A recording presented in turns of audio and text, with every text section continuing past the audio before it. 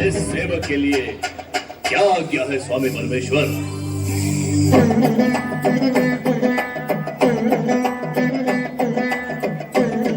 हे असुर, तुम भस्म से उत्पन्न हुए, इसलिए तुम्हारा नाम भस्मासुर हुआ। तुम हमारे लिए नित्य नवीन भस्म लाने के लिए उत्पन्न हुए। अवश्य स्वामी परमेश्वर, अवश्य। परंतु ये कार्य बहुत तुच्छ है। मुझे कोई बड़ा कार्य होता है। पहले तुम ये तुच्छ कार्य सफलतापूर्वक करो, फिर हम तुम्हें उच्च और बड़ा कार्य भी बताएंगे। जैसी आपकी आज्ञा होगी मैं वैसा ही करूंगा। हे परमेश्वर, आपने मेरा नाम भस्मासुर रखा है, मुझे असुर कहकर भी पुकारा है, तो क्या मैं असुर हूं? जब हमारे मुख से तुम्हारे लिए असुर शब्द निकला है, तो ये निश्चित कि तुम असुर ही हो। यदि तुम देव, दानव, मानव अथवा शिवगण होते तो हम तुम्हें उसी नाम से पुकारते। अतः तुम स्वयं को असुर ही समझो। अब जाओ, हमारे लिए भस्म लेकर आओ। जो आज्ञा महादेव।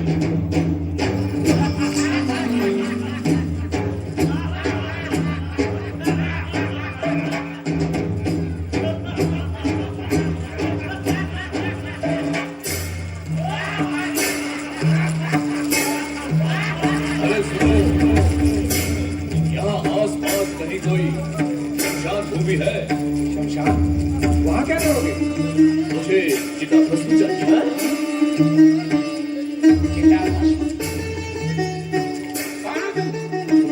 क्यों चाहते हो? क्या करोगे चिता भस्म का?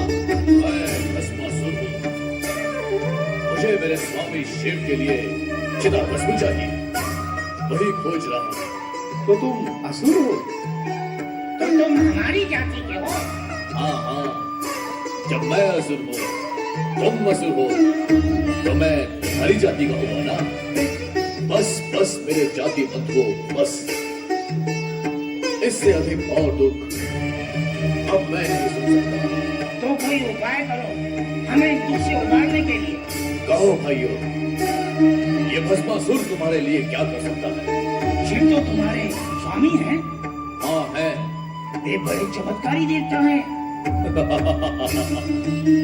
उनसे बड़ा चमत्कारी देवता अन्य कोई है ही नहीं।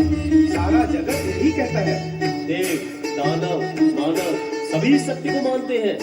तो फिर मुझे क्या करना होगा? तुम उनसे ऐसा कुछ वरदान मांग लो जिससे मानव जाति और देवगण में भय फैल जाए। उससे क्या होगा? उससे तुम अजय हो जाओगे और हम निर्भय हो जाएंगे। मैं अजय हो जाऊंगा और तुम निर्भय हो जाओगे, पर कैसे? अपने स्वामी शिव का वरदान पाकर। और कैसे? वरदान पाते ही तुम अजय और शक्तिशाली हो जाओगे।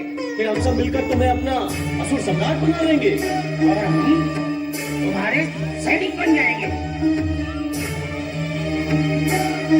तुम मेरे सैनिक और मैं तुम्हारा सम्राट, अजय सम्राट।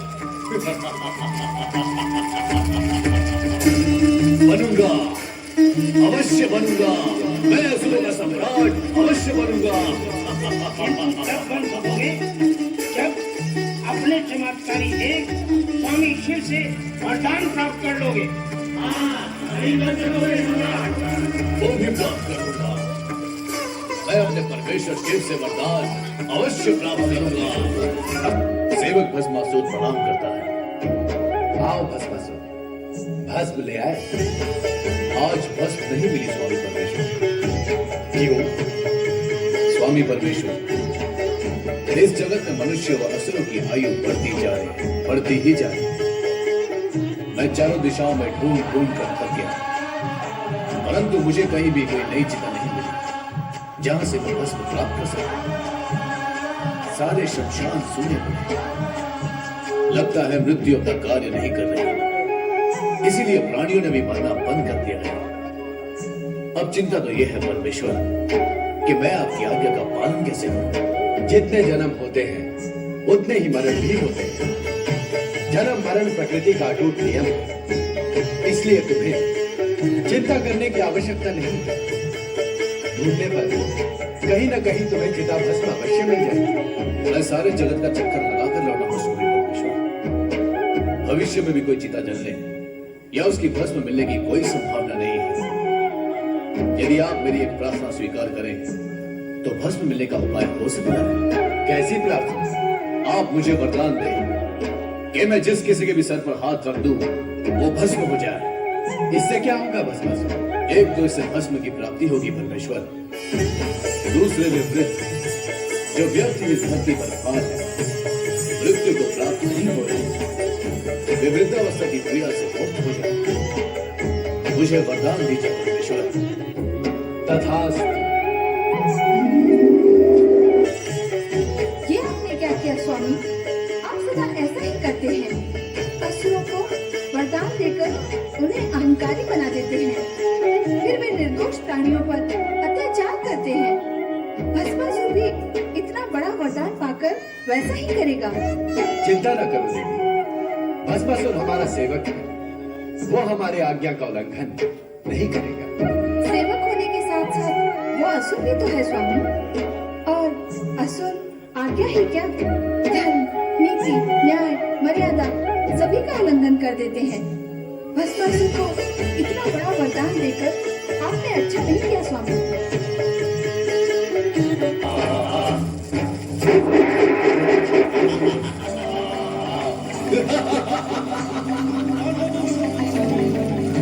अभी पता चल जाएगा कौन हूं मैं।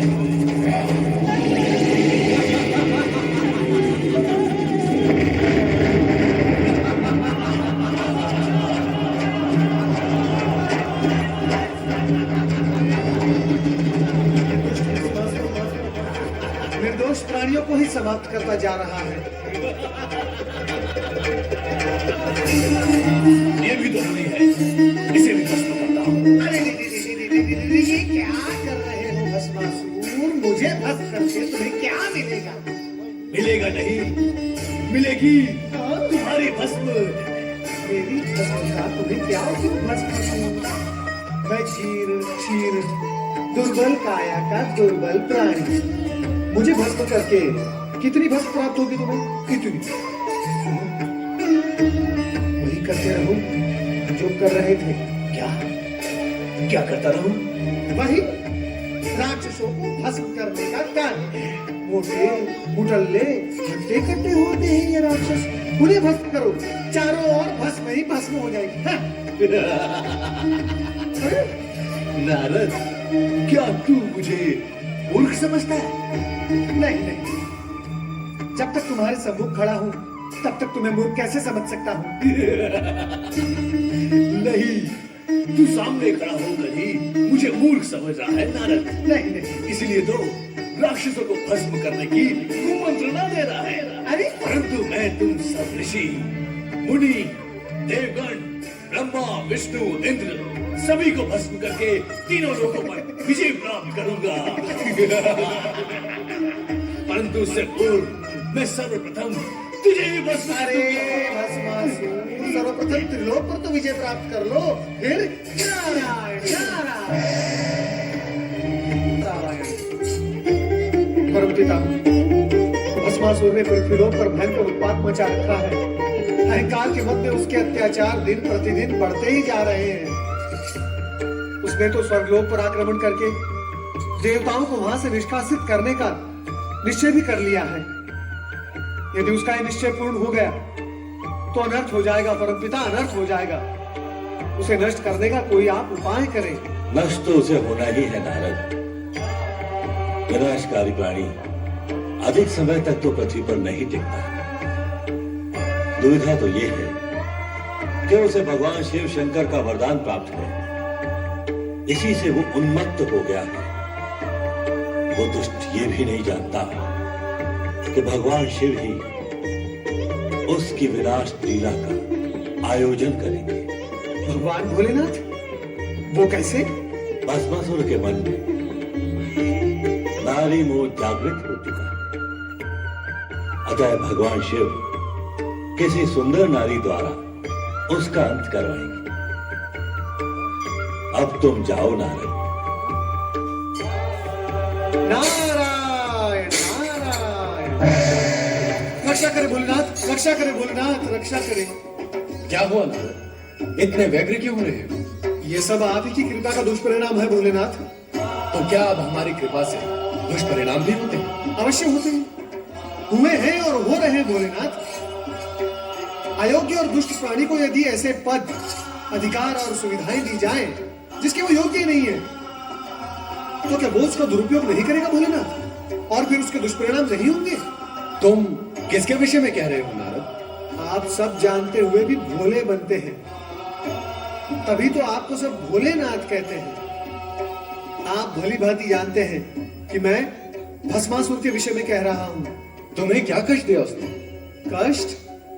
भोलेनाथ, वो मेरे सर पर हाथ रखने चला था। फिर तुमने क्या किया नारद? प्राण बचाकर भागने के अतिरिक्त मैं करता भी क्या माता?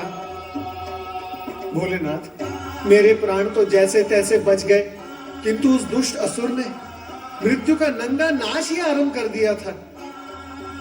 भोलेनाथ, वो दुष्ट असुर निर्दोष प्राणियों को भस्म की ढेरी बनाता जा रहा है। भोलेनाथ, मेरी समझ में नहीं आता भोलेनाथ, आप क्यों दे देते हैं वरदान ऐसे दुष्ट प्राणियों को जिसके वो योग्य ही नहीं होते? आपकी कृपा और वरदान का कितना अनुचित लाभ उठा लेते हैं ये दुष्ट असुर। माता, भोलेनाथ, मुझे तो लगता है वो संपूर्ण सृष्टि में प्रलय ही मचा देगा। मैंने तो पहले ही कहा था कि ऐसा वरदान पाकर यह असुर उत्पात अवश्य करेगा। इस जगत में ऐसा कौन है जिसने वरदान, अधिकार, पद और सुविधाएं पाकर उत्पात न किया हो? सबके सब आप जैसे कल्याणकारी और भोले भंडारी तो है नहीं भोलेनाथ। पता नहीं क्या स्थिति होगी निर्दोष जन की। चिंता न करो नारद, हम शीघ्र ही इस अनर्थ को रोक देंगे। भस्मासुर, तुरंत उपस्थित हो जाओ।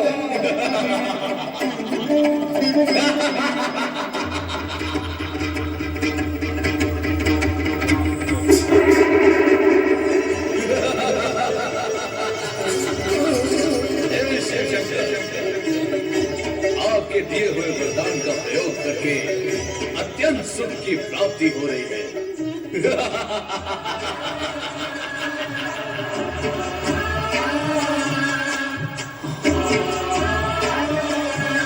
ये सुंदरी कौन है? मुझे इस प्रकार क्रोध से ना देखो सुंदरी। क्रोध में तो तुम और भी अधिक सुंदर दिखाई देती हो। मैं ये सोचता था कि मैं अपने शत्रु को समाप्त करने के पश्चात जब इस त्रिलोक का सम्राट बन जाऊंगा तो मेरी साम्राज्ञी कौन होगी? परंतु तुम्हें देखने के पश्चात प्रश्न और सोच दोनों ही समाप्त हो गए। आओ, मेरे पास आओ।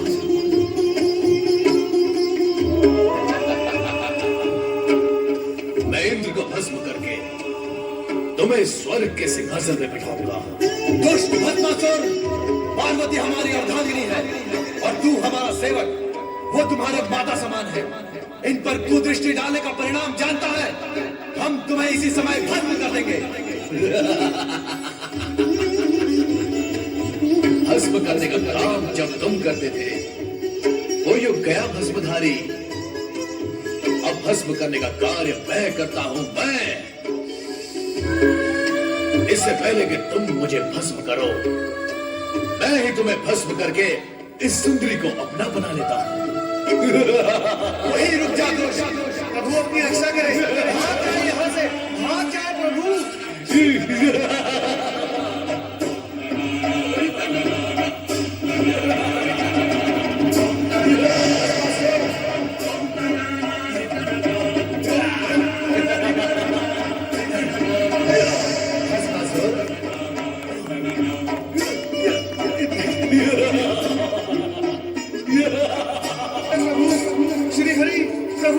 रक्षा करें। नारद, तुम पर क्या संकट आ पड़ा?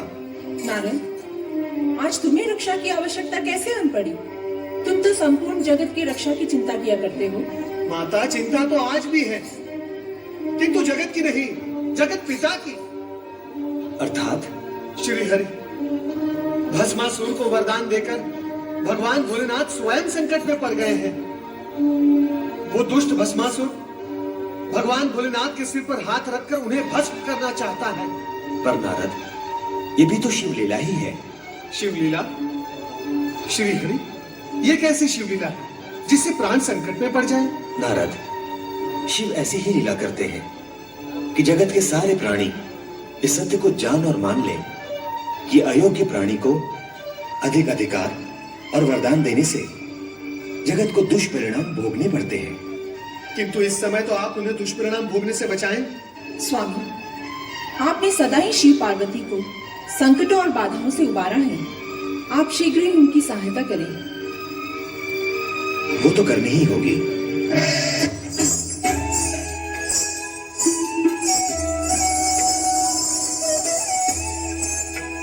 इधर देखो वरदायिनी भस्मासुर।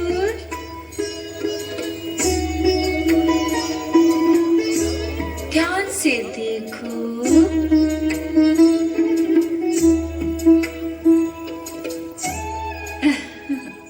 अंतर्दृष्टि से देखोगे तो मैं तुम्हें पार्वती से अधिक सुंदर दिखाई दूंगी।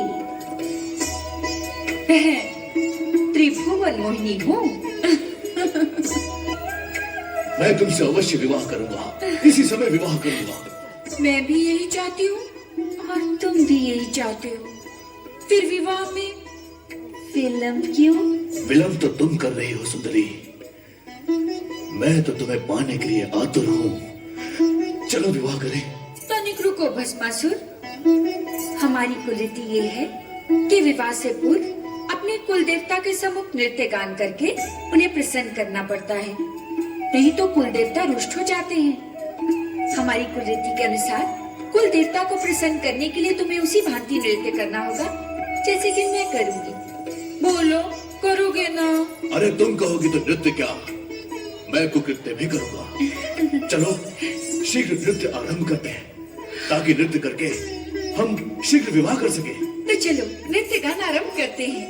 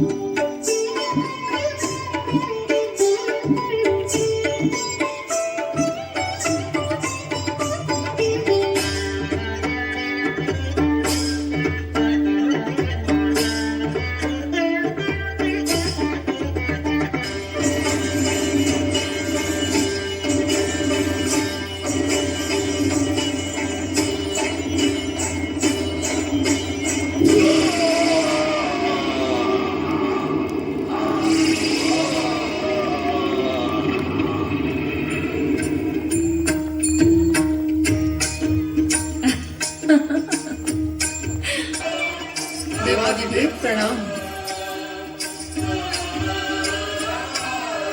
श्री हरि विष्णु, आपने हमारी भूल का परिमार्जन कर दिया।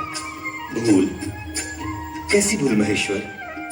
यदि आप भूल करने लगेंगे तो साधारण प्राणी की क्या गति होगी? और वैसे भी मैंने तो आप ही की इच्छा अनुसार अपने कर्तव्य का पालन ही किया है। श्री हरि, आपने तो अपने कर्तव्य का पालन किया है, पर अब तो भोलेनाथ को भी अपना कर्तव्य करना चाहिए। मेरा कर्तव्य क्या है देवी पार्वती? भविष्य में किसी को भी वरदान देने पर प्रतिबंध लगाना। समाप्त कर दें अब वरदान देने की परंपरा। यह कार्य अब ब्रह्मदेव व श्रीहरि विष्णु को सौंप दें। नारायण नारायण। माता जो दे वो देवता, और देवता देने का कार्य कैसे समाप्त कर सकते हैं? भगवान भोलेनाथ ना परंपरा त्यागेंगे ना अपना उदार स्वभाव, वो तो भोले भंडारी हैं। अर्थात फिर से कोई कुपात्र निर्दोष जन पर अत्याचार करने आएगा? नहीं नहीं माता, अब भगवान भोलेनाथ केवल सुपात्र को ही वरदान देंगे। सच्चे भक्तों को हानि भी तो नहीं होनी चाहिए। निश्चिंत रहो देवी पार्वती, अब तुम्हें कुछ कहने का अवसर नहीं मिलेगा। अब हम वरदान देने से पूर्व पात्र की परीक्षा लिया करेंगे। देवादिदेव महादेव की, पालन करता श्री हरि विष्णु की, भगवान भोलेनाथ की। हर हर महादेव, हर हर हर हर हर हर हर हर हर हर। खूब खूब आभार। खरेखर जबरदस्त नाटक कहेवायो, पण एकड़े ताड़ी